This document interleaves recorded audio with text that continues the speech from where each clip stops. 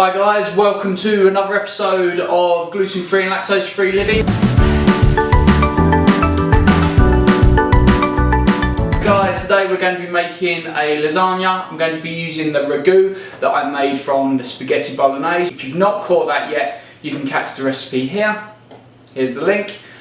So yeah guys, I hope you enjoyed today's show. Do check out that last episode, how to make ragu. So learn how to make the ragu, and then come to this episode and you can make the lasagna. Guys, we're going to crack on now, but do enjoy the show. Leave some feedback in the comments below. If there is anything I can help you with, give me a shout, and do remember to subscribe to my channel. Thanks guys. The first thing that you will need to do is you will need to light your stove to make the bechamel sauce. So let's get that on there. You want to take 35 grams of lactose-free butter or butter alternative, pop that in there. Next thing that you want to add to your butter is 35 grams of gluten-free flour. So let's pop that in there like that. Into your butter and the flour, we're going to add some xanthan gum. So let's pop that in there like that. And what that does is that is there to replace the gluten that's not in the flour. It's gluten-free flour, obviously. So let's give that a stir. So guys, this is known as a roux, not like a kangaroo. That's an Australian thing. This is the French version, which is a butter and flour mixture. What you want to do is you want to heat that up. You want to cook the flour taste out of the flour. Usually in the bechamel sauce we will use milk. However, because this is a lactose-free recipe and I'm lactose intolerant, I'm not going to use that. I'm going to use the best alternative that I have found so far, which is a cashew nut milk. It's a very creamy texture and does have the same sort of mouthfeel as milk. It is actually really nice. I would recommend buying that over sort of a hazelnut milk, which you can still taste the hazelnuts. I've not tried the soy milk, so I don't know what that tastes like, but I'm a big fan of the cashew nut milk. So let's pour that in there like that. We're going to give that a nice stir, and then we're going to let that heat up. And what should happen is the flour should thicken up with the cashew nut milk, and that will give you a beautiful bechamel sauce. Now as you can see, that is thickening up quite nicely. I should have really poured it in slowly, little bit by little bit. I did just dump it all in. I think I've got away with it, but yeah, next time.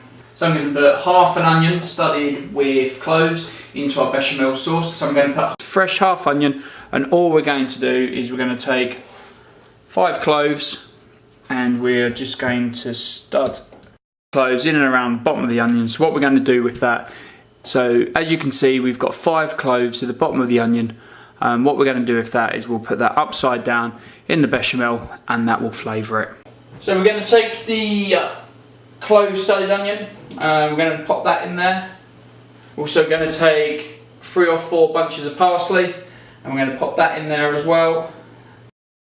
And we're going to let that simmer for 5 to 10 minutes. Let's go back to the bechamel sauce. Let's give it a nice stir, and as you can see that's really starting to thicken up. What I might do is I might add a little bit more cashew nut milk just to sort of thin it out a little bit.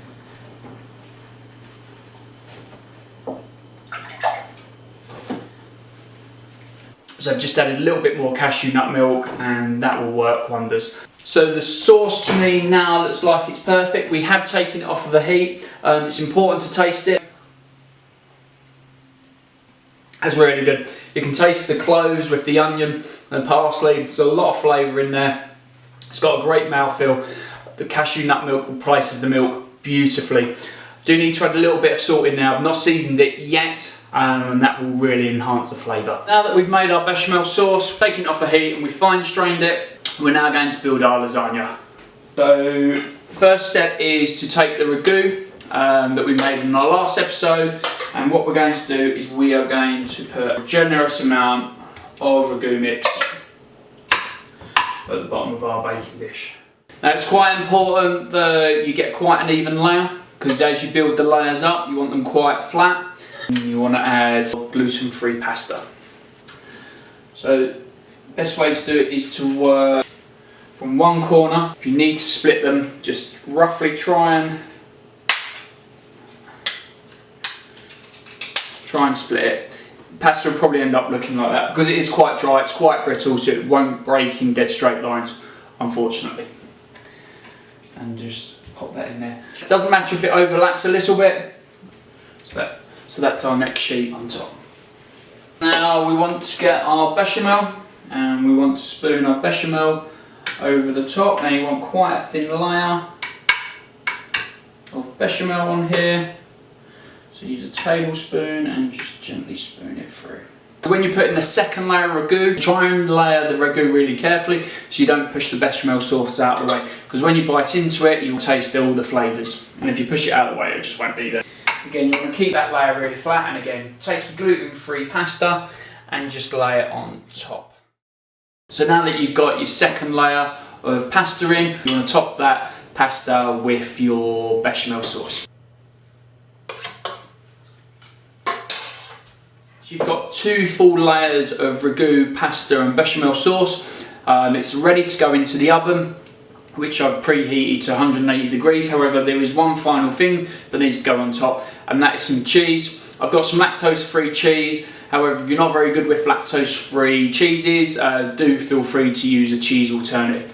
So what we're going to do, we're going to take a block of lactose-free cheese, grate the cheese on top of our lasagna.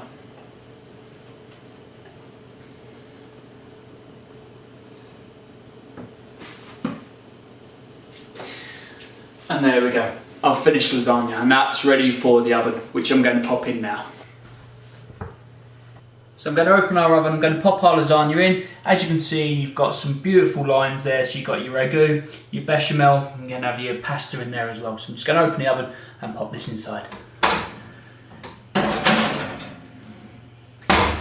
So we're going to bake that in the oven for about 25 to 35 minutes, and then we're going to put it out, and then we're going to eat it, which is my favourite part. So yeah guys, the lasagna's probably been baking in the oven for about 30 to 35 minutes. We're now going to have a quick look at it to see if it's ready to come out or not. So yeah guys, it is ready. I have pulled it out of the oven. As you can see, it's nice and golden brown. And what we're going to do now is we're going to take our garlic bread, we're going to pop that in the oven. That should take about 5-10 minutes, which will give enough time for the lasagna to cool, and we can plate it all up and we can eat it all nice and hot. It's going to be delicious. So lasagna's been cooling on the side for about 10 minutes. The garlic bread's in the oven. Garlic bread should be golden and crisp now, and the lasagna should be at a temperature where we can start plating up, because nobody likes to eat food that's too hot. You don't want to burn your mouth. So yeah, I'm going to pull the garlic bread out of the oven before it burns. Garlic breads, as you can see, they're nice and crisp on the outside. They should be, oh yeah, look at that, they're lovely and soft. They're going to be absolutely amazing to eat. Right guys, thanks for watching. Do subscribe to my channel if you haven't already. There are going to be other recipes from a gluten-free and lactose-free perspective. In the meantime, enjoy your lasagna. I know I will. Thanks guys, thanks for watching. Bye bye.